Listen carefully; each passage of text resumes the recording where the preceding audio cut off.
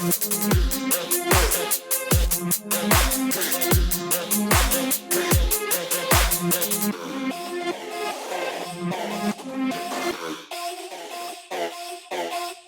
Dale Show! Hello, everyone, and welcome to the third episode of The Dale Show. I'm so glad you could join me. I almost said us. I'm so glad you could join me. If you're wondering why I'm talking so weird, I think it's because last time I recorded the episode on the pyramids, I felt I was talking too fast. I didn't get any negative feedback because you guys love me so much, because why wouldn't you? It was a little too fast and sporadic for my own super professional standards, which I try to uphold on this podcast, trying to give you guys the best content you could ever get. And the reason why I'm talking like this and insisting on everything be professional, it's not because I overly care about your feelings. It's because I put myself through listening to some Bigfoot podcasts and some Bigfoot YouTube videos, doing research for this episode, which is episode 3, Bigfoot / Gigantopithecus / Sasquatch. I'm sorry, I was just wondering if I should get into the Yeti thing, which I'm going to avoid, because in a lot of ways, Yeti and Sasquatch are interchangeable. You can think of it like they're both sort of the same thing, but Bigfoot evolved to be brown instead of white because of the different climate. Like in Tibet, he's all around snow and stuff, so he would evolve to be white. That's why the Yeti's white and Bigfoot's brown. But I don't want to bring up Yeti because there's a whole different, like, okay, let me try to box this in. So today I'm talking about the Sasquatch. Episode 3 is Sasquatch / Bigfoot. I'm going to give you 3 different possible explanations for Bigfoot. One is Gigantopithecus, like I just said, which is a prehistoric orangutan relative that supposed to have gone extinct about 300,000 years ago. The second one is the spiritual being of Sasquatch, which is brought up by the First Nation tribes around the area where I am, which is the Lower Mainland in BC, specifically Harrison Hot Springs, which is actually why I'm doing this whole episode to begin with, was because a couple weeks ago we went to Harrison Hot Springs and we saw a mural with a little explanation about Bigfoot. I don't even know if that's the word people like, Sasquatch, which coincidentally is the anglicized pronunciation of his actual name. Here, I wrote it down, like his how to pronounce his real name, or hers, I guess. I don't want to gender identify Bigfoot. I mean, if it exists, there would obviously be female Bigfoots. So the ale's bland. I hope I said that right. It's always a landmine with First Nations names, because you don't want to sound like you're disrespecting them by pronouncing them wrong, but you still want to say the proper name. So it's like kind of like, oh, should I, shouldn't I? So anyways, I was watching a YouTube video on Bigfoot, and one of the members of this band said the proper way to pronounce Bigfoot. So I'm going to try. Please don't hate me if I get this wrong. It's no, that was wrong. Anyways, it's almost impossible for me to say. So that's why they call it Sasquatch, because it's like shitty people like me can't pronounce the proper way, so they gave us an easier way to say. Now I forgot my original point. I'm already like off the rails, and it's only 4 minutes in. That's fun, eh? Oh, I drinking out my special Sasquatch mug that I bought. This is I'm going to show you me drinking one time this podcast, and then all the other times I will edit it out, because I want you to see this fancy mug I got, which I got at Harrison, which is super dope. Okay, I hope you enjoyed me drinking that one time, because you're not going to see it again, hopefully. Sometimes I do the thing where I'm talking and I'm holding up the mug, about to take a drink, but then I don't take a drink, so I can't really edit that out because I'm saying super important stuff. Okay, I'm going to try to get this back on the rails. I kind of forgot where I went already, so let's just kind of not restart the podcast, but reset it. So, as I said before, I was going to talk about the 3 different possible explanations for Sasquatch. Let's start with Gigantopithecus, shall we? So, Gigantopithecus is, like I said before, the only way that we know about it. I'm just going to read this piece of information that I pulled off of Wikipedia because, I don't know, people say you can't trust Wikipedia, but if you can't trust Wikipedia, who can you trust? I mean, I'm sure the nerds fully edit it and make sure everything on there is right. And, I mean, if the Wikipedia page for Gigantopithecus is wrong, then I guess this whole podcast is wrong, and you won't be able to believe my factual information about Sasquatch, so you'll just have to go watch all these YouTube videos that I did and have your ears. I don't want to be too mean about it because God bless their souls. It's weird. It's funny because it's like, I don't know if it's a fault on my own, but when I decided I was going to talk about the Sasquatch, I was like, oh man, this will be fun. Joke about Sasquatch's penis and all that stuff. But it's like, you listen to people who are into Sasquatch, like their videos and stuff, and they are taking that shit very seriously. And I almost didn't want to do this because it's like, well, obviously I'm going to joke around because that's what I view is the main allure of my podcast at all. It's not the half-ass fucking research I did on the fly where I watch videos and stuff and take down a few notes. It's that I try to weave some entertaining talk in there amongst all that stuff. Because if you just want to learn factual stuff about Sasquatch, go read some Wikipedias or watch these other videos, because there are people who have spent 50 years of their lives like researching Sasquatch and stuff, and they probably have a lot more information than I do for you. But I'm just going to try to give this to you as like maybe a little dip your toe in, because I got interested in Bigfoot when I went to Harrison Hot Springs, like I said. Oh, that's... I just remembered where I was before I went off the rails. So we went to Harrison Hot Springs, and they have a mural on the wall, and it talks about the spiritual being of Sasquatch and how...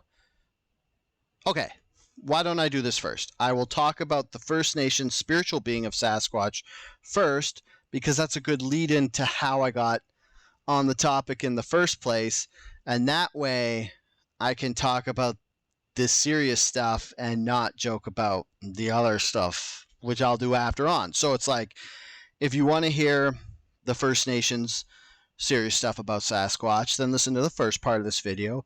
And if you want to hear me rip on it, not on that, if you want to hear me rip on Gigantopithecus because I thought of some funny jokes when I was researching it, then stick around. Okay, so the information I got on this is from sesqui.ca. That's SESQUI.ca. And I'm just going to read you a couple paragraphs off that page because it sums it up very well, actually. It says, the legends of Sasquatch have been part of the Staels band for centuries. The word Sasquatch derives from that's that word I was trying to say before. The Staels word, it's SA colon SQ hyphen, no, not a hyphen. Okay, I'm starting over. It's SA colon SQ apostrophe ETS. And that's the proper way to pronounce Bigfoot. Or, sorry, the proper way to pronounce Sasquatch. So I'm just going to say Sasquatch because I'm sure people who don't know that word are annoyed at me trying to pronounce it, and people who know that word are even more annoyed at me trying to pronounce it. So The actual meaning for this is wild man. Okay, so let me just start that sentence over because it kind of got convoluted there. The word Sasquatch derives from the Sales word meaning wild man and tells a story of a caretaker who watches over the lands of the Stales, spanning over the Harrison and Chehalis Lakes region of British Columbia. That's where Harrison Hot Springs is, and they have like a nice little dedication on a mural, and I liked it because I had never really heard the whole spiritual side of Sasquatch before. I saw that, and then I kind of dibble dabbled into it. And there's actually a pretty good video you can watch on it. It's put up by Vancouver is Awesome. It's like a 5-minute video where they talk to the Stales Nation about Sasquatch. The Sales have adopted an image of Sasquatch as their logo, and furthermore, their national flag. Sasquatch is not a monster, but not to be meddled with. It is believed that if you see a Sasquatch, it means that you were in the right place at the right time. It's a good omen. One of the things they believe is that if you hear Sasquatch, like his calls or her calls, or you hear the tree knocking, or you smell Sasquatch, or you see Sasquatch, it's the spiritual being actually blessing you by deeming you worthy to kind of like witness its existence. So that's what they mean by good omen. And then the Haida, which is a different First Nations tribe in the area, they have a different word for it, which I have no idea how to pronounce. I'm not going to try because I didn't even see him try it on a video, but it's spelled Gaagixid. So this is theirs. The Haida Sasquatch is part of a long and rich history of the wild man. It is believed that sometimes a human gets lost, and when he reaches the brink of death, sometimes he transforms into a supernatural being, a wild man. A Sasquatch... I just effed that up so bad. Sorry, it's that Gaag word with the X's that trips me up. So, yeah. Sometimes he transforms into a supernatural being, a wild man, a Sasquatch. That's how I was supposed to read that. Sasquatch was always something to be respected and were in essence a relative to the Haida people. The songs, dances, and songs... This is poorly written. I'm not going to blame this website because I should have read this before I should have read this before. I just like, oh, I'm going to read this paragraph off the website because that's how people do podcasts. But they have a redundant song in the sentences or in the sentence. So I'm just going to, here, I'll start over. The songs and dances are still strong forces keeping Sasquatch a stronghold in Haida culture. For me to squinch it down, it's like they believe Sasquatch is a spiritual being, but they also believe that people can turn into Sasquatches if like you're alone and lost in the woods. And I'm probably gonna guess that every single one of these dudes that's dedicated their life to researching Sasquatch, that would be the dream end of their life, was actually turning into a Sasquatch. That would be a great ending for a movie. That'd be very, very touching. So yeah, if you want to learn more about the spiritual side of the Sasquatch, please look into it. It's all very interesting. There's a couple videos here and there.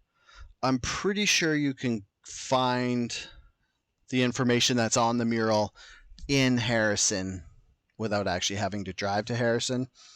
Oh, one thing I forgot to say was the Stales actually believe that Sasquatch can turn from spirit form to physical form, and that's why you never catch them, because that's why like people never take videos and stuff of them, because it's like,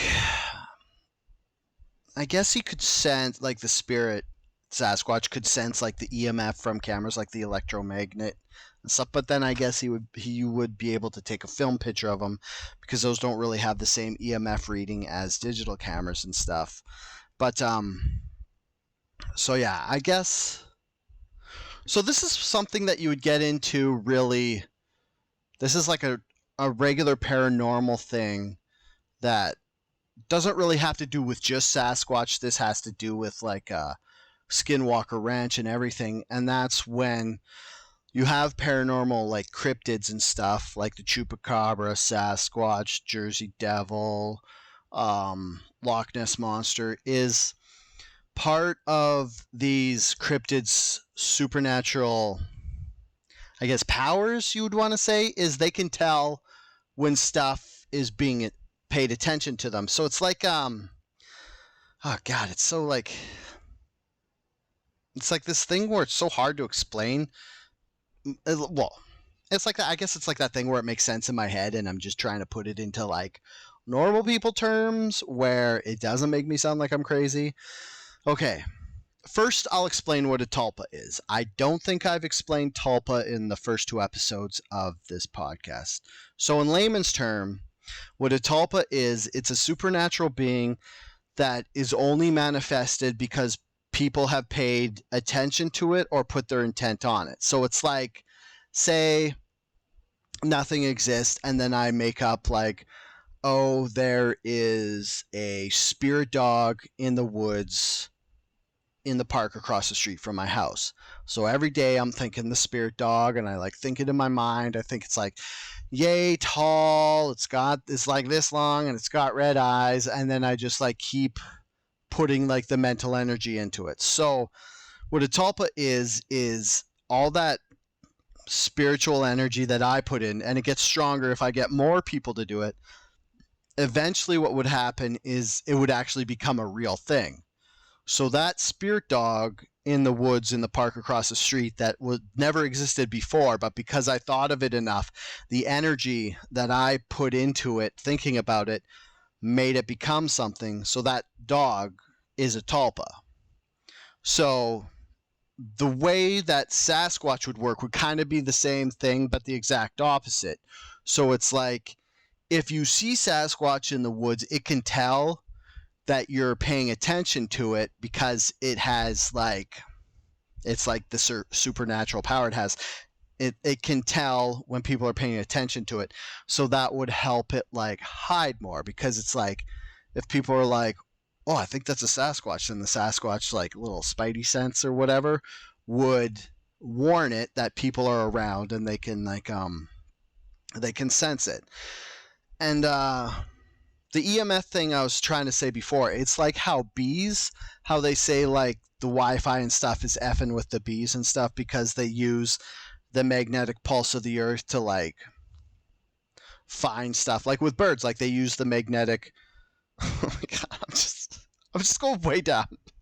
Okay, so birds, they say one of the ways that they find their way down south and back north is the magnetic pole. Yeah, the magnetic poles of the earth, like the whole way, like I don't know which way it goes. I don't know if it goes north to south or south to north, but the birds can follow the like magnet.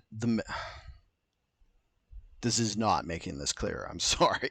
So what I was trying to say was like the way that they think somehow like the electromagnetic EMF. What's the F stand for? Frequency. The electromagnetic frequency, how that affects bees.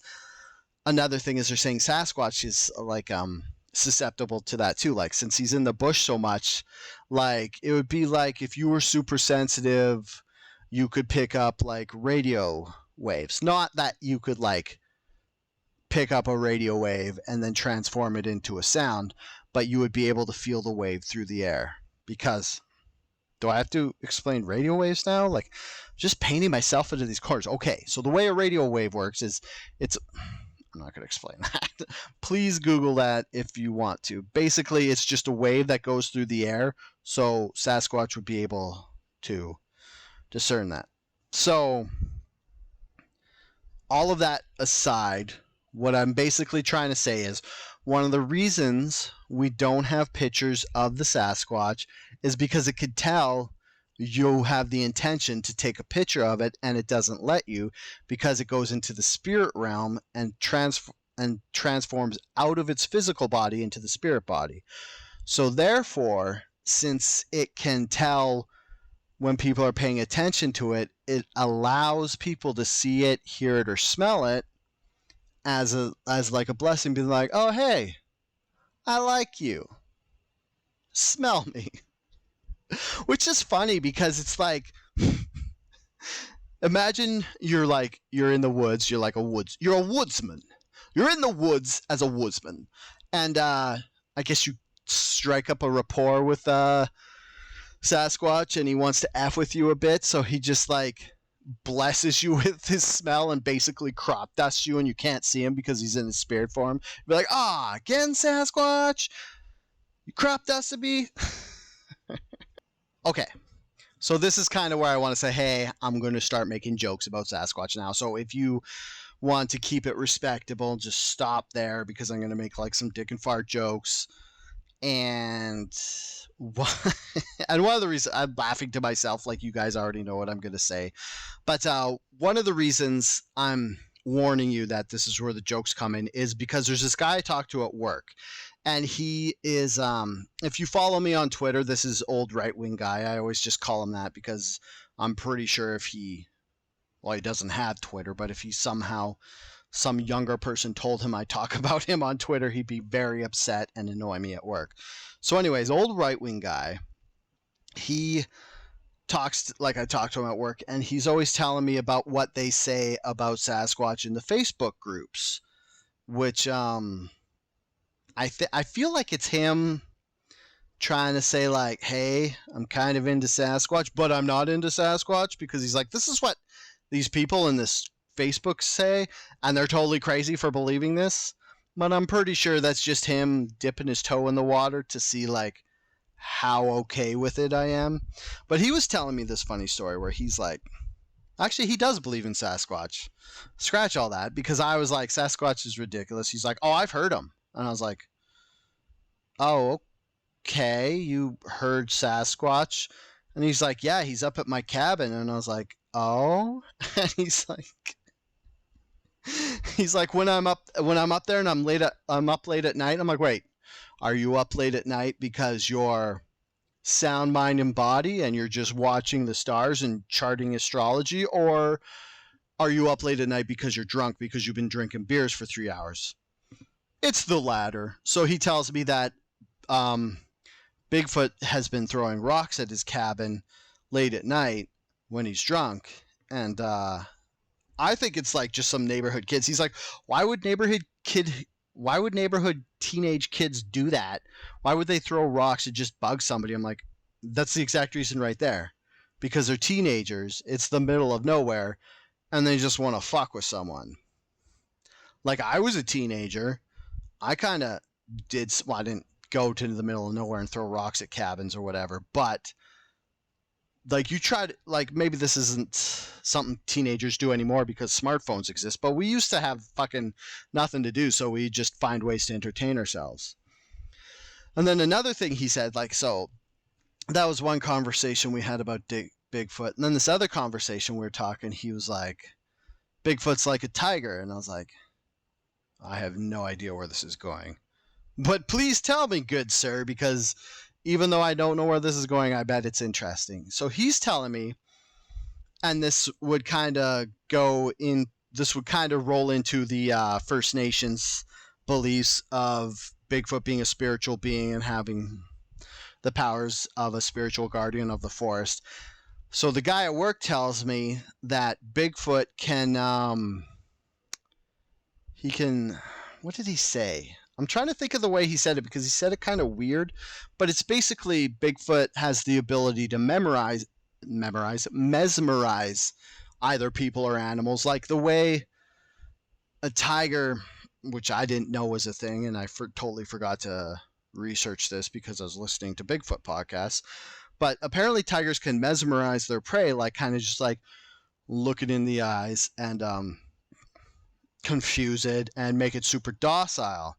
So this guy at work's telling me this. I'm like, wait, so Bigfoot, he's like, yeah, Bigfoot can just make eye contact with you, mesmerize you, and make you docile so that you do whatever Bigfoot wants?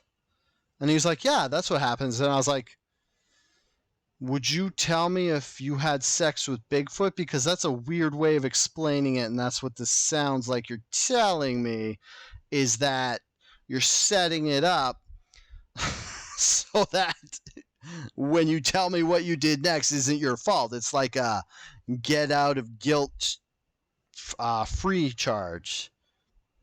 He didn't. Oh, the funniest thing about the guy who believes in Bigfoot at work is it's not just one guy. There's two guys there.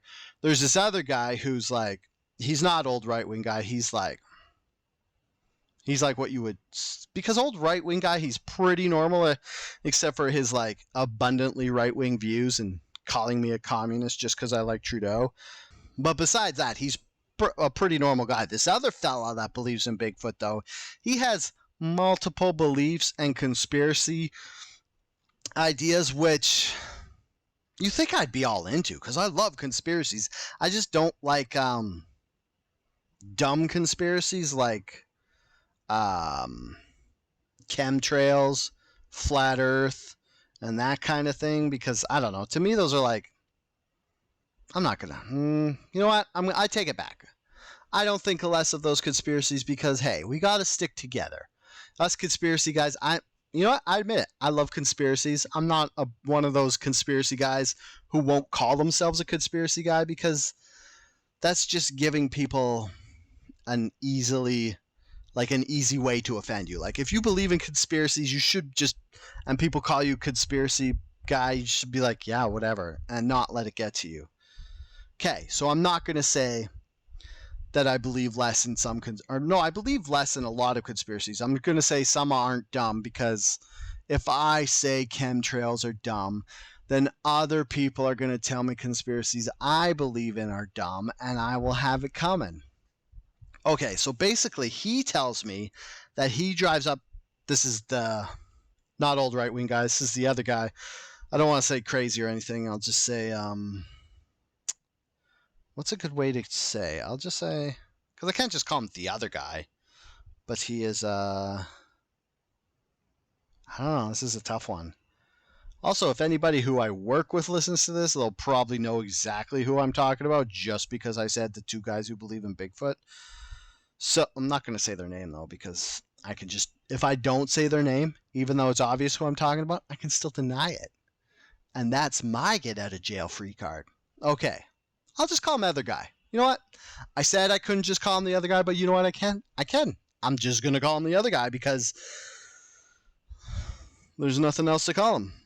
So other guy, he tells me that he goes up into the woods and he sees some crazy shit like to do with Bigfoot and not. Like he told me he found like a Sphinx painting, like an Egyptian painting on some rock face somewhere. And I was like, dude, where? And he wouldn't tell me. He's like, I can't tell you because then you'll go look at it. I'm like, yeah, that's exactly why I want you to tell me. So I can go look at this. He's like, yeah, but if too many people find out about it, they'll wreck it. And it's like, what is with Bigfoot people and not wanting to share their total non-refutable proof? They don't want to share it with anybody because if they do, if they tell people how to find Bigfoot, they're like, oh, then people will just go with machine guns into the woods and they would all kill Bigfoot. And we can't have that. And it's like, I don't think they would do that. I think if you told us how to find Bigfoot, then people would go to the woods and prove that Bigfoot exists and protect him because he would immediately become like the most endangered species on the planet. And then we could because if Bigfoot does exist and there is no protection and somebody somehow with nefarious intentions finds him, then there's nothing to do to protect him. Like say a poacher somehow figures out how to get a hold of Bigfoot, then you can't have the authorities, the proper authorities step in and be like, hey, that's our Bigfoot. He's protected. Don't touch him. Because it'll be like a thing that they don't think exists. So basically, without these people telling us how to find Bigfoot, it might just be that they can't find Bigfoot, and that's just their way of getting around it. Like, what's this guy? He's one of the many men in the area I live in, which is the Lower Mainland, who have dedicated their lives to finding Bigfoot. Was John Bindernagel, who is now passed. God bless. R.I.P. One of his quotes in a video I was watching was, "We have so much more information than most people realize, but we're just unable to present it to our scientific colleagues." No, just present it to your scientific colleagues. If you have proof Bigfoot exists, give it to a scientist, and scientists will be like, holy shit, Bigfoot exists. They won't be like, this is proof that Bigfoot exists, but I'm not going to take it because reasons. That's just one thing that's annoyed me about all these like Bigfoot hunters, is they all have all this proof, but they can't share it, can't show us the video. Like I was watching this other video where they're like, this is a video of Bigfoot standing up and squatting, where it was clearly just a bear who was on its back legs and then went down onto its forelegs, and they were like looking up a cliff at it.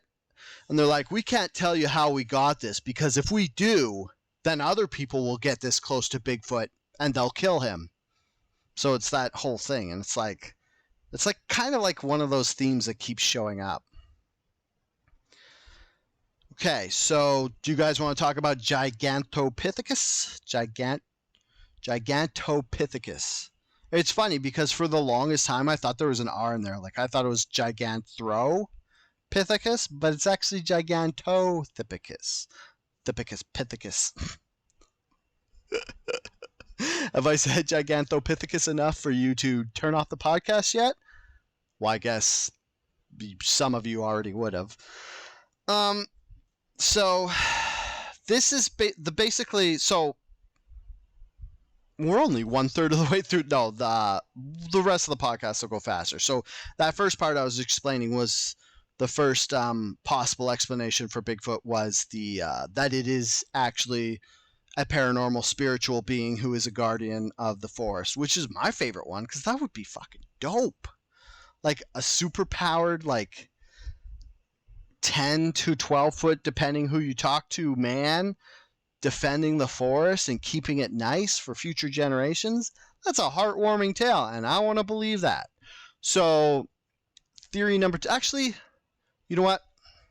Since I already brought the bear standing up and bending down, I'm going to go through that one because that one's a quick theory. That'll only take 5 minutes. So theory number 2 of what Bigfoot / Sasquatch is, it's black bears or brown bears in the area. And funny enough, it would actually be grizzly bears, because the only difference between a black bear and a grizzly bear is grizzly bears are by the coast of the ocean and black bears aren't.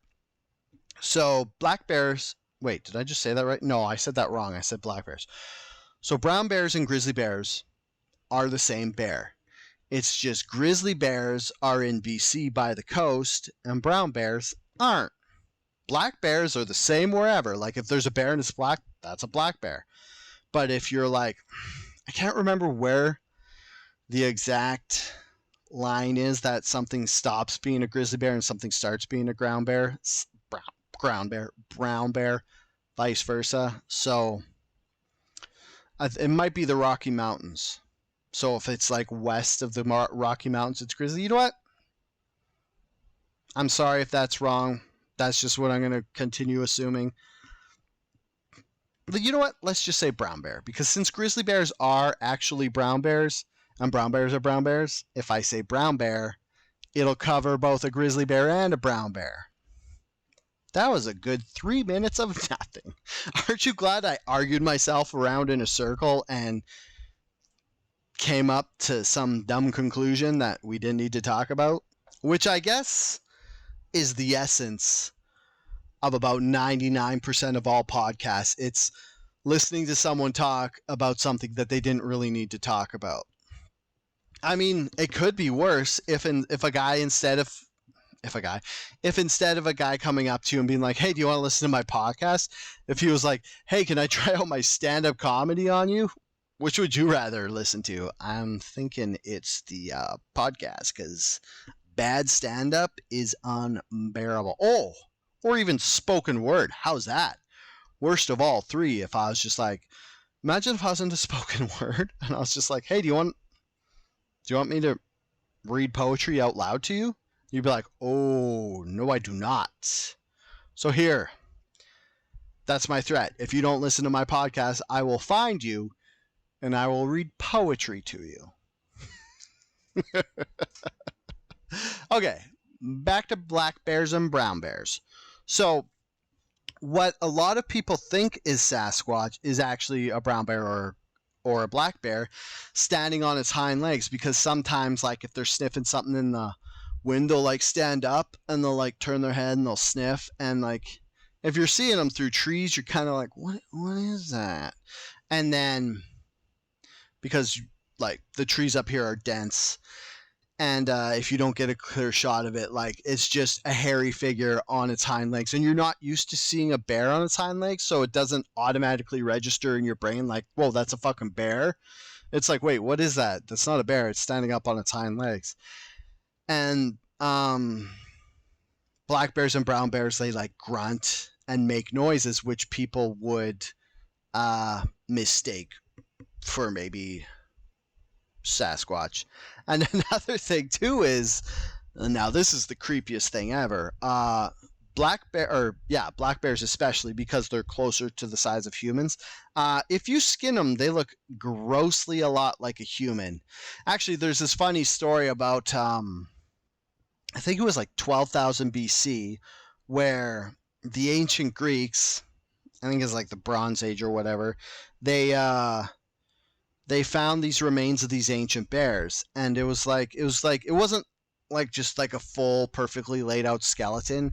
It was like pieces of the skeleton, and they're missing the heads or something. So they thought they were 8 foot tall humans instead of actually bears. So they dug them up, and they're like, oh man, these are like Hercules and all the people from the pantheon. Like, these are the gods. So they're like, we have to honor these past heroes. So what they did was they took their skeletons and then they made like custom bronze armor and shields and stuff, and then they reburied them, and they're like, lickety split, we're such good guys, we found the remains of heroes and we buried them with shields and stuff. And 500 years later, I think it was like the time of Plato or whatever, some other Greeks dug up these remains again, and then they saw that they were shields, and they're like, holy shit, these 8-foot people had shields and weapons. Giants are real. All this shit is real. So it's like, it's funny because it's like, now they have proof that these giants are real, but it was just because the people 500 years before them were idiots and thought they were giants.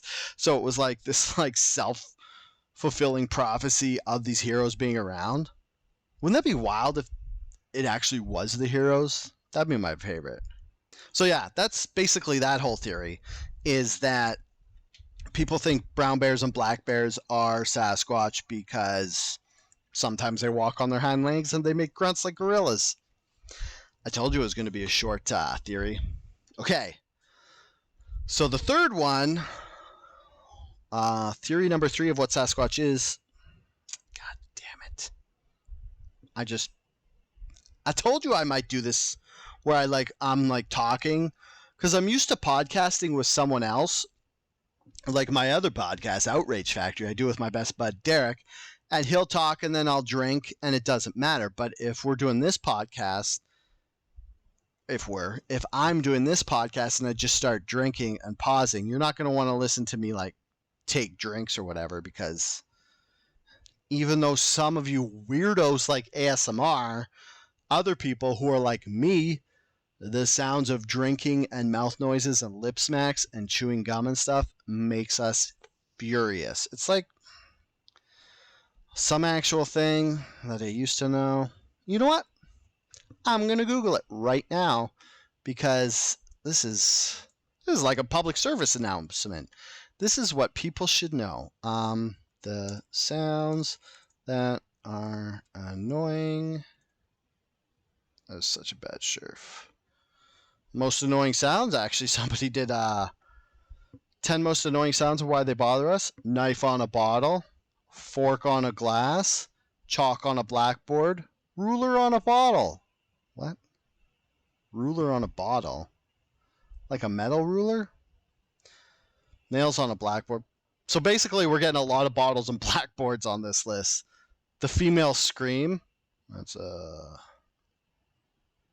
I think that's supposed to be annoying, so people know there's danger. A disc grinder. There's a lot of disc grinders. You're gonna have to come back, but that is annoying. I would use one of those a lot at work. And squealing brakes on a bicycle. Yeah, those all are all annoying sounds. That was 1, 2, 3, 4, 5, 6, 7, 8. That's only 8. I better look up the last 2 because that was a list of 10. Oh my god. Oh, okay. Number 9 is crying baby, and number 10 is electric drill. So basically, stay away from bottles, stay away from blackboards, and stay away from power tools. And that's like 70% of the list right there. Okay, going back to my terrible Googling skills. I want to say tetractophobia. That's not it. Disorder of sounds. Ooh, there we go. Disorder of hating chewing sounds. That's what I'm talking about. Misophonia. That's right. See, I don't drink water on this podcast because I feel like some of our viewers, my viewers, ours, isn't that weird? Like, I feel like some people maybe started a podcast just so they could talk about themselves in a third person with R, be like, so that they're referring to their podcast as kind of like a corporation and be like, our views on this are, when it's basically them in their basement recording on their laptop, like me. See, isn't that annoying? Sorry, people with misophonia. I had to prove a point that no one asked me to prove, which is me making drinking noises is annoying. So now that we're fully derailed off this podcast, let's go back to Gigantopithecus. So this is actually, like I was saying at the beginning of this podcast, when I teased you all, I was like, hey, I looked up all this information on Wikipedia and now I'm going to read it. Oh, no, I'm not. I'm going to spend 40 minutes talking about something else before I get back to this. I wonder if people... Is that infuriating to some people? Let me know. I still haven't set up my own Gmail for this podcast, but you could still hit me up at aberrant@gmail.com, aberrant@gmail.com. Oh, actually, that would be lovely if you guys could hit me up on that, and if you guys want me to, because I started this podcast. I'm so bad at sentences. I start like I do half a sentence, and then I switch into one other thing. And the worst part about that is about me being that bad at sentences. Like, if you want me to, oh yeah, hit me up. When I do stuff like that, is I get so mad when I'm talking to my mom and she does that, and then it's like I hear myself doing it on the podcast, and it's like, oh my god, it's me. And it's like that thing where it's like what people do that annoys you the most. It annoys you the most because it's like a mirror of your own bad habits. So, if you want me to talk more about Bible stuff, because that's what I started this podcast initially as doing, like the Dale Show, was when I did one whole episode, and my whole intention was to be like, this is going to be like Dale makes fun of the Bible and sees how long it takes for God to strike him down with a lightning bolt. And then I was like, I don't want to just talk about the Bible, but I'm always willing to go back. If anybody wants me to talk about stuff, I could do like a Moses podcast. I talked about that stuff. Okay. Cut the shit, Dale. It's been 48 minutes. These people want to know about Gigantopithecus. All right. So I was reading Wikipedia.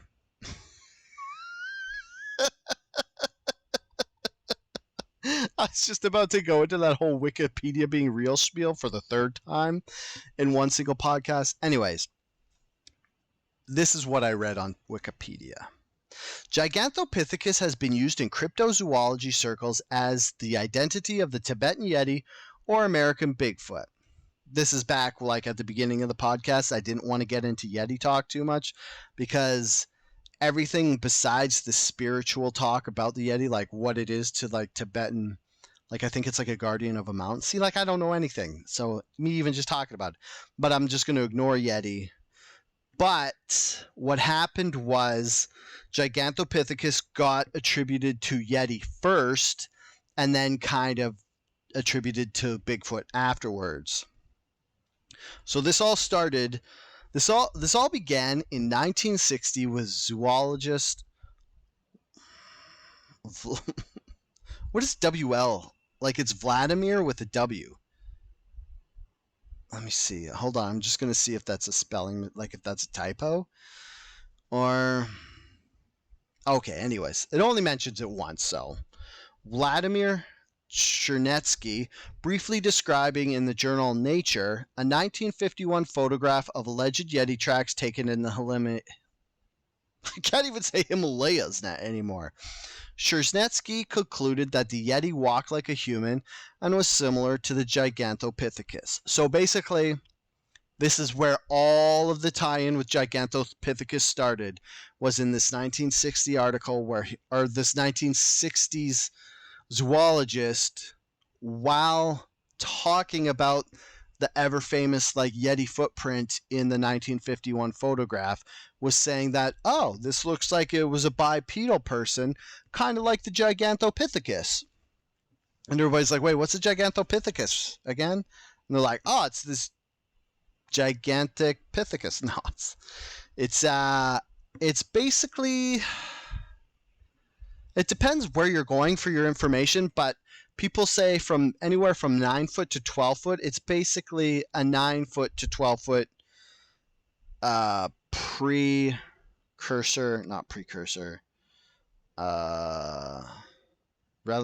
relative. This is that beautiful part of the podcast where I can't think of a word. I shouldn't even be able to have a podcast anymore. I couldn't think of the word predecessor. This is why people call me stupid sometimes. I mean, they're mostly wrong, but when I can't think of the word predecessor, I can't really defend myself. Like, that's pretty dumb.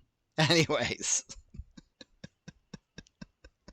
I don't even know. I like casually want to use this totally normal word that everybody uses all the time, and I totally forgot. Okay. So, basically, this Vladimir guy, Terzhnetsky, was saying that the predecessor to... Oh, no, wait. He was saying that a Yeti was actually the predecessor to orangutans, like the prehistoric relative, which was... And you know how they came up with this? This is going to blow your total brain out. So, okay, wait. Let me finish this. Okay, so the only scientist who continued trying to prove such monsters exist was anthropologist Grover Krantz, who continued pushing for a connection between Gigantopithecus and Bigfoot from 1970 to his death in 2002. Among the binomial names he came up with for Bigfoot included Gigantopithecus canadensis, or not, canadensis. Gigantopithecus canadensis, which is pretty badass, just because I'm a Canadian and it has the word Canada in it, and that always gets me fired up. Gets me fully torqued up. Krantz did not meet support from either mainstream science or amateurs, who said he readily accepted clearly false evidence. And this is probably what I got back, what I was like talking about before, when Bigfoot people are like, we can't give scientists all this proof we have that Bigfoot exists because they're just not ready to hear it. It's like, no, this is just fully obviously fake stuff, so you should stop accepting it. Okay, more reading. The first remains of Gigantopithecus blacki, which if you're like me, you hear the word blacki, you're like, ugh, are we allowed to say that still? Shouldn't we call it something else? But, okay, I'll finish this sentence, then I'll explain why it's called Gigantopithecus blacki. The first remains of Gigantopithecus blacki, 2/3 molar teeth, were identified in a drugstore by anthropologist Ralph von Koenigswald in 1935. I take umbrage to the word drugstore. Because in 1935, it's clearly an apothecary. And you can't just go buy loose dragon teeth. Oh, you didn't know that yet. But this Ralph von Koenigswald in 1935, he went to an apothecary to try find dragon teeth because he was probably working on some badass fucking spell to make like a dragon sword or something. But yeah. Oh, here's where the specific name Blackie is in honor of Canadian paleoanthropologist Davidson Black, who had studied human evolution in China and had died the previous year. Von Koenigswald, working with the Dutch East Indians Mineralogy Survey on Java, had found the teeth in the apothecary in Hong Kong, where they were being sold as dragon bones to be used in traditional Chinese medicine.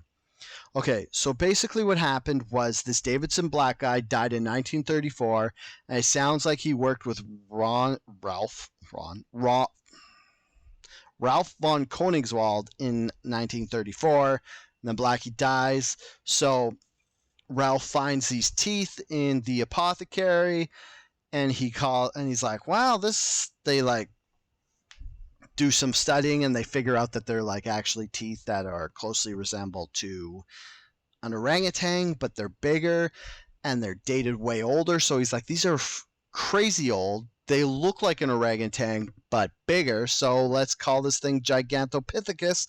And I'll say Blackie from my good old buddy Davidson Black, which maybe drop the word Blackie still, or just call it Gigantopithecus Black, which still, I don't know. I'll just stop calling it that because like all the Gigantopithecus I'm going to be talking about is referred to by some people as Gigantopithecus blackie because there's different versions of Gigantopithecus and Blackie is the biggest one. So I'm just going to call it Gigantopithecus and assume that none of you are going to call me out and be nitpicky that there's different versions because nobody really talks about the other ones anyway. Like they say, hey, there's different versions of this, but we're not going to talk about them any. I think it's just an excuse to throw that word out there. So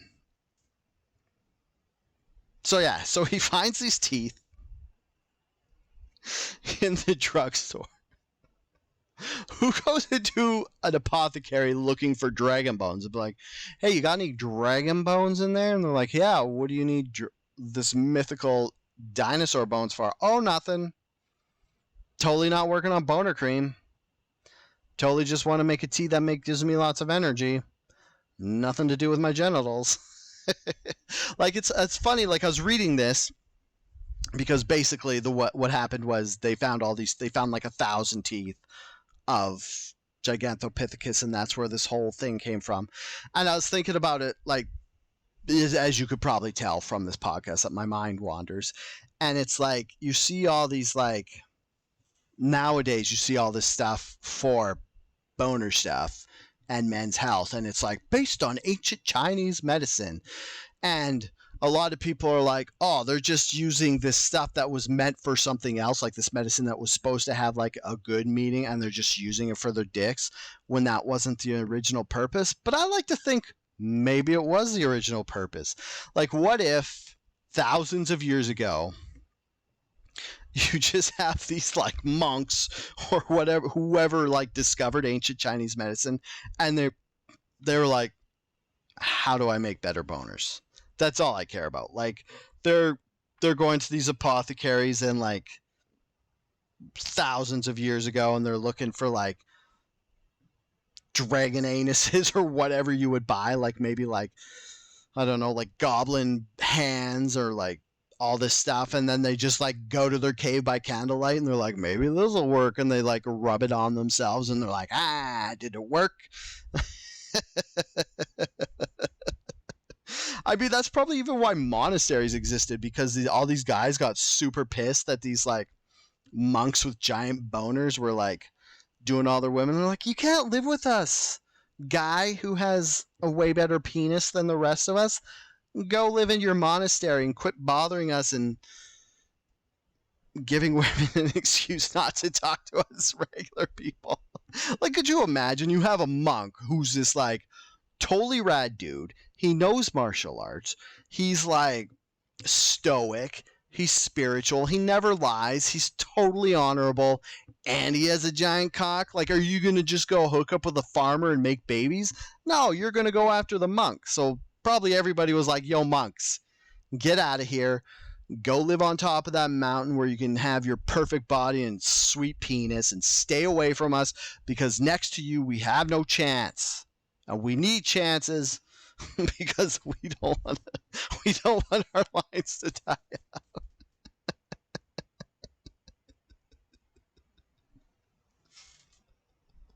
Just imagine. I'm gonna lose so much. Just imagine these monks like they're in a cave. They got like whatever, like dried up dragon anus. They're using it like a cock ring, trying to make their penis like. It's like, the rhino horn thing. Like, that did just come out of nowhere. Like, somebody way back would like must have saw a rhino and be like, Jesus, that thing has a giant horn. Let's grind it up and snort it and see if it makes our dicks bigger. Like, that doesn't just come from nowhere. Like, Africa right now, like all these white rhinos, I think white rhinos are actually extinct, but it's like that's the main reason that poaching exists of pretty much everything. It's like pangolins and stuff. It's like you grind up their scales trying to make your boners work, or it's like rhino horn, or like, well, I guess you get stuff like elephants where it's like the ivory, but like rhino horn, like animals are going extinct just because somewhere somebody wants to like take the powder and use it in ancient medicine to make their pee-pees bigger. And yeah, it's immature to focus on this, but if other people stopped focusing on it, there'd be some species of rhinos that weren't extinct. Maybe it's super mature and we should all be talking about how dumb it is that all this ancient medicine is used for boners. Like 3-penis wine. Have you heard of that? There's this wine where they take the penis, I think it's a penis of a tiger, the penis of a horse, and the penis of a goat? Anyways, they take the 3 different penises, they dry them up, they put them in alcohol, and then you drink the alcohol. Like, who came up with this? Like, it's like what I was saying, like, it's probably these monks.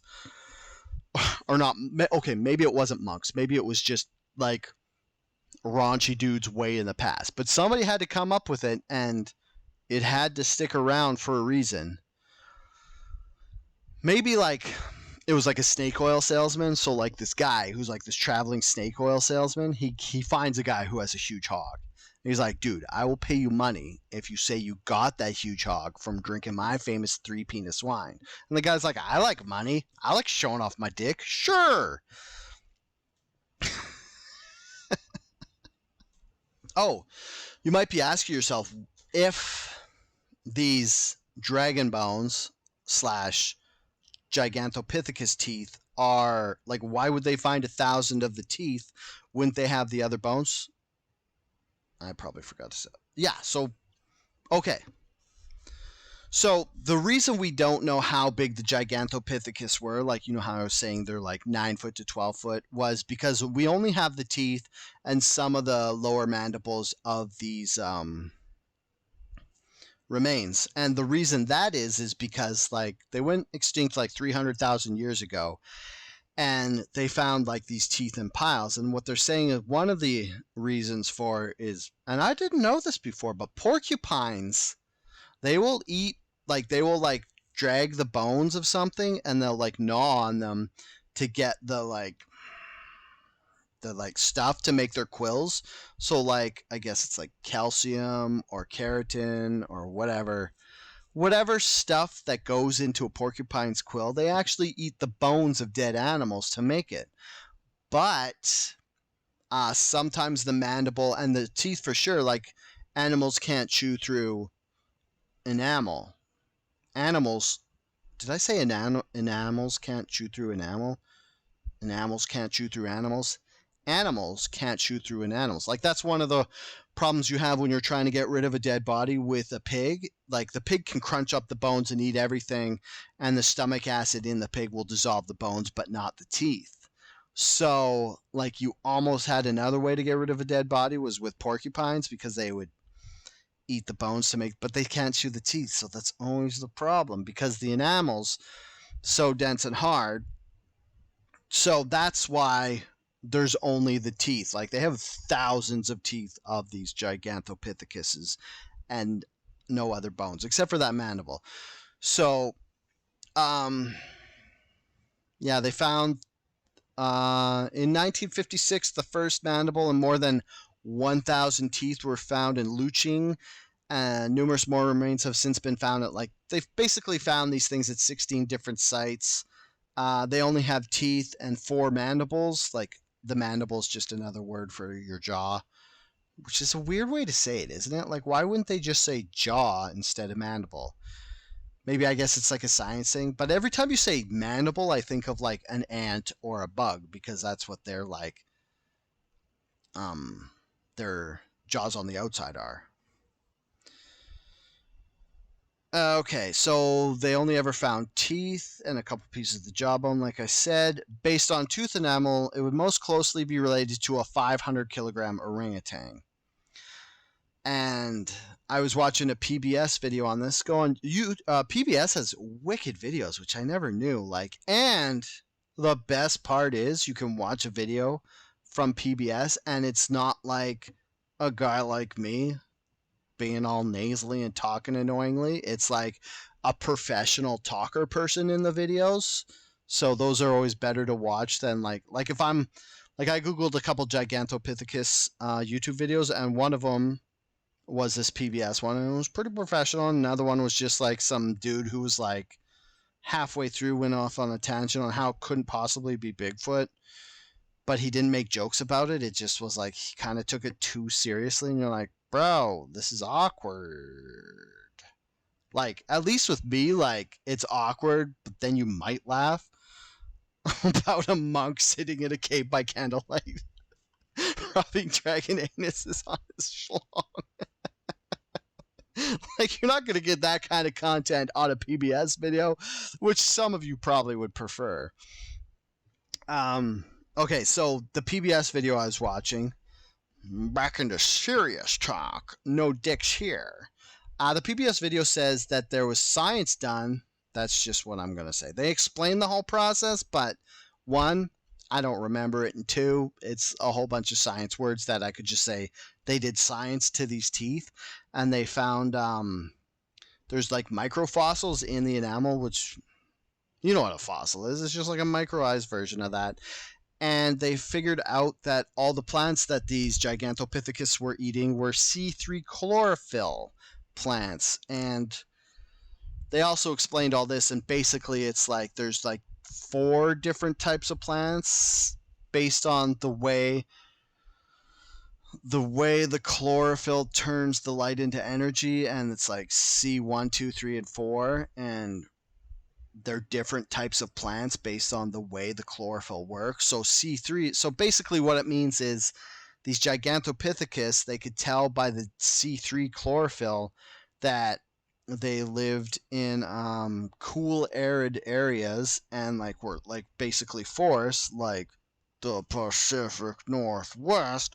So this is further proof that Sasquatch is Gigantopithecus, because all the plants it could eat would be grow in this area. Like, they were saying that like the enamel is so thick, and one of the reasons it's so thick is because the animal would eat roots and tubers. And the reason you need to have lots of enamel if you're eating roots and tubers is because there's, like, when you pull a root, a tuber is just basically like a carrot or a beet. It's like it's like a root vegetable.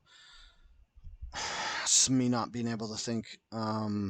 Rutabagas are also tubers, so basically it would eat those, or like the roots of plants. And what happens is if you're not cultural and sophisticated like us modern humans who wash all their tubers, one of the reasons you got to wash them is not because it's super gross and germy, but also because if you eat sand, it wears out your enamel really fast. So they're saying that these Gigantopithecus grew thicker enamel to counteract like the dirt and the tubers and stuff because they were probably all getting like toothaches and shit. Whatever. So so basically, if you dropped a Gigantopithecus in the Pacific Northwest today, it would probably survive. Oh, and I also wanted to say I didn't find any proof of this. This is just straight off of old Dale's noggin for my knowledge and stuff. Was the reason that like Gigantopithecus only existed in southern China, and you're like, well, that's not the Pacific Northwest. That's southern China. There's an ocean in between them, and yes, there is. And one of the ways it could have got over here was it could have came over on the Bering Land Bridge. You know how they thought people first came to North America way back when was like if the people are following, maybe like these Gigantopithecus came with them, and they would have stayed in the Pacific Northwest, which is basically like BC, like southern BC and Washington and stuff, because there was up until like I think 13,000 years ago, there was an ice sheet that once you go east of the Rockies, there was like a mile deep ice sheet there. So it's basically like that's why Saskatchewan, Manitoba, Ontario, and Alberta are all flat was because there's ice over that. And then so what would have happened was that's why the Gigantopithecus would have stayed in this area because they would have walked over and they couldn't go over the ice cap because, you know, whatever. And they wouldn't want to go too far south because then it would be too hot for them and they're covered with fur and they just want to hang out where it's like pretty cool. They want to chill, you know? Sorry. I couldn't resist. So that's why they would have stayed in this area. I just gave you three basically things of what Bigfoot could be. Does Bigfoot exist? I don't know. I want him to exist. It's like of all the cryptids, like all the monsters out there, it's the best one because it's like you hear about the Jersey Devil, and you're like, that's fucking scary. You hear about the Mothman, and you're like, no fucking thank you. Aliens, you're like, they're a little touchy-feely on the anuses. And then you hear like Loch Ness Monster, and you're like, that's basically just a shark with a long neck. I don't want to fuck with that. But then you hear Sasquatch, you're like, oh, I bet it'd be cool to hang with the Sasquatch. And that's because of like the First Nations like myths about it, because he's seen as a guardian, a protector of the land. And so if I had to pick one cryptid to be real, it would definitely be Sasquatch, because he's just like a magical hippie dude who lives in the forest. And I bet, man, hanging out with him would be dope because he would, I don't know, actually, you'd probably just have to eat roots and tree branches and stuff. But like, I think we can all agree that like nobody's offended by Sasquatch. Like nobody's like, I don't want him to be real because that would be terrible. It's like, and as far as like the great apes go, orangutans are one of the better ones because they seem, this is where I'm going to prove my ignorance, because they don't seem like, they seem like one of the more docile ones. Like you see gorillas and you're like, those guys are bad motherfuckers. Like they sleep on the ground because nobody can fuck with them. And then you hear all these horror stories about chimpanzees, and which is basically humans try to domesticate them and then they went apeshit one day. I guess that's probably actually where the term apeshit came from. Like you hear the term apeshit and you're like, apeshit, and you're like, that's probably from gorillas, but I bet it's from chimpanzees because there's a story about this one guy. I'm not going to, this is just me talking. I didn't research this, so I can't give you all the stuff. So what happened was this guy knew a chimpanzee. He had it as a baby. I think it was for like TV or something. But then the chimpanzee, like, because basically all chimpanzees you see that are tame are only baby chimpanzees, because once they go through puberty, they go fucking nuts and they get like super strong. Like, they're they can lift 10 times their own body weight and stuff. So you can imagine how much fun it would try to be to keep one of those guys in line. So this guy who had this chimpanzee who got too big and wild for him, he put him in a zoo. And then he was like, oh, I'm going to do a nice thing for my favorite this chimpanzee I knew, and I'm going to give him a cake. And all the other chimpanzees that were in the cage, they saw the cake, and they were so mad that they didn't get anything that they attacked this guy, and they like bit off his fingers and ripped off his genitals and gouged out his eyes, because that's how chimpanzees attack. They go for your fingers, eyes, and genitals, which you don't really have to know me to know that those are three of my favorite parts of my body, especially the genitals. This is a very genital heavy podcast. It's kind of like a weird. I'm sorry. I'm just trying to on the fly, kind of trying to work a joke about chimpanzees ripping off genitals and people looking for apothecary things for their genitals, but it's dead in the water. I'll just leave it. I guess I didn't really think of a way to end this podcast, so I'm just going to double check that I talked about everything I wanted to, because there's nothing worse than you're like, I'm going to do a podcast on Bigfoot, and then you do this research and you write it down, and then you finish off the podcast and you're like, ah, shit, I forgot to mention this one thing. And you don't want to do a part 2 because then you have to do more research. And do you like how half of this podcast is me complaining about doing the research for this podcast and listening to terrible? Actually, one of the things was I was going to listen to this, I listen to podcasts at work. And I was like, fuck, I'll just listen to all these Bigfoot podcasts and I'll just copy them and they'll never know it because they're not going to listen to it. And if they do listen to it and get mad, then they listen to my podcast. So it's win-win. But I couldn't do it. I couldn't listen to people talk about Bigfoot. They're just such nerds. Which sucks. Which hurts me. It hurts my body to say because I'm a nerd. I like anime, I like video games and stuff, but I feel like, I mean, I did just make all these jokes about monks in a cave rubbing stuff on their genitals, so I'm probably not that much better. Oh! This is not attached anyway, and I didn't work this in, but Gigantopithecus are sexually dimorphic, and that basically means that the male is way bigger than the female. It's like lions, you know how the male is bigger than the female, and cattle. That's the technical term for that. That's what that means. That's sexually dimorphic. Humans too, to an extent. So I was gonna bring this up because I wanted to talk about maybe dudes could have sex with Sasquatches if the females were small enough, because the dudes are way bigger than humans, but maybe if the women are small. Oh, there also is. I'm gonna look this up because there's a series of like erotic books that are a woman wrote about having sex with big feet like Sasquatches, and I gotta look it up. It would be a disservice if I didn't tell you about this. Erotic novels about Sasquatches.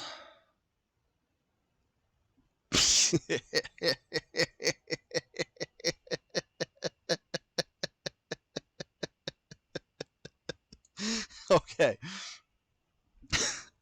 I'm surprised I forgot. The title of the book is called Come for Bigfoot, Volume 1, Books 1 to 5. There's 5 books on this. Oh my god. There's 16 books in the Come for Bigfoot run. There's volume 1, 2, and 4. 1, 2, and 3, sorry. Volume 1 is books 1 to 5. Volume 2 is books 6 to 10. And volume 3 is books 11 to 16. This by this female author named Virginia Wade. Let me see if there's a let me see if there's like a short description of what. How about this? On a week-long outing in Mount Hood National Forest, what begins as a flirty, fun-filled trip soon turns into a nightmare when an ape-like creature kidnaps a group of teen girls with the purpose of procreating with them. Thus begins the erotic adventure of a lifetime and an inconceivable love story between a young woman and her horny Sasquatch, BRBR. Right mix of horror and erotica, Scarlett Jones writes. If you like a skillfully developed group of characters, a descriptive setting, and a plot that actually has you rooting for the characters, you'll like this read, Natalia Deroque wrote, author of Eye Breeding. The abduction of 3 girls by an old woman and her son, Leonard the Bigfoot, is treated like Hostel, where the porn world meets the horror world, and it's not at all bad. I'm completely hooked on the series. Oh, the person who said they're completely hooked on the series wrote a book called What Money Can Buy in Loving the Alien, a sci-fi tentacle sex erotica. So basically, these books are terrible. I mean, I'm not a huge reader of erotica to begin with, but I saw one of these books at a bookstore. I think it couldn't have been Banyan Books. Maybe it was a used bookstore. But anyways, I was like, holy shit, it's Come for Bigfoot. I got to read this. So I crack it open randomly. I'm like, let's see what this is all about. And it was like, the lady was like, I think this was book 7. She was talking about how her husband, Bigfoot, like, this is like well into the storyline of this. Like, she's no longer a teenage girl that got abducted by Bigfoot for the means of procreation. She's like, left society and married a Bigfoot guy, and so she's talking about how she's sitting around a fire with I guess some other Sasquatch, and then she's like, my husband's gone hunting, but this guy's totally horny, you could tell by his giant Sasquatch boner, so I'm totally gonna start blowing him. And then in the book it just like starts talking about her going down on him and like the smell of his Bigfoot balls and stuff, and she's like, oh, it was totally like musky like a horse except for like way stronger stuff. And I was just like, eh, and I closed the book. And I'll never read anything else again, because if I want to read erotica, if I was ever to start reading erotica, the last thing I'd want described about sexy times is Bigfoot balls and how disgusting those probably smell in real life. But I guess she felt blessed because Bigfoot let her smell his balls.